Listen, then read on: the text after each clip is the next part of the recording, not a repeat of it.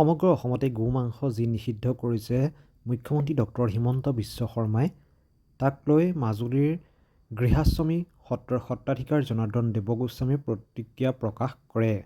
হিন্দু ৰাষ্ট্ৰ দাবী সমিতিৰ কেন্দ্ৰীয় অধ্যক্ষ জনাৰ্দন দেৱগোস্বামীয়ে কয় যে গো মাংস যি নিষিদ্ধ কৰিছে তাৰ লগতে সমগ্ৰ অসমতে সুৰা নিষিদ্ধ কৰিব লাগে।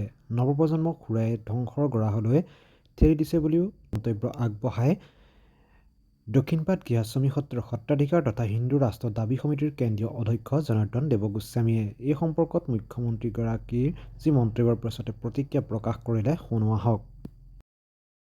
খাদ্যৰ ক্ষেত্ৰত যিটো আচলতে আপোনালোকে গৌ মাংসৰ কথা কৈছে, গতিকে গৌ মাংস অভক্ষ্য ভক্ষণ আচলতে সামাজিক অনুষ্ঠানত হোটেল ৰেষ্টুৰেণ্টত যি বন্ধ কৰিছে আমি স্বাগতম জনাইছোঁ। কিন্তু আচলতে চৰকাৰে যদি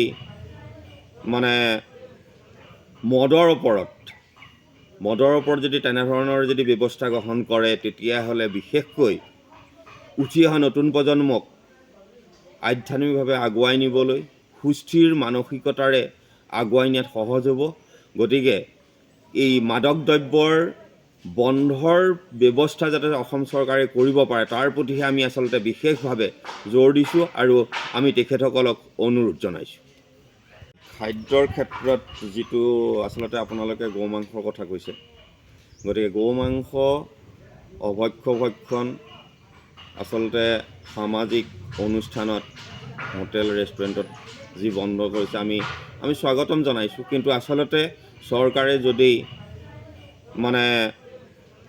মদৰ ওপৰত যদি তেনেধৰণৰ যদি ব্যৱস্থা গ্ৰহণ কৰে, তেতিয়াহ'লে বিশেষকৈ উঠি অহা নতুন প্ৰজন্মক আধ্যাত্মিকভাৱে আগুৱাই নিবলৈ সুস্থিৰ মানসিকতাৰে আগুৱাই নিয়াত সহজ হ'ব।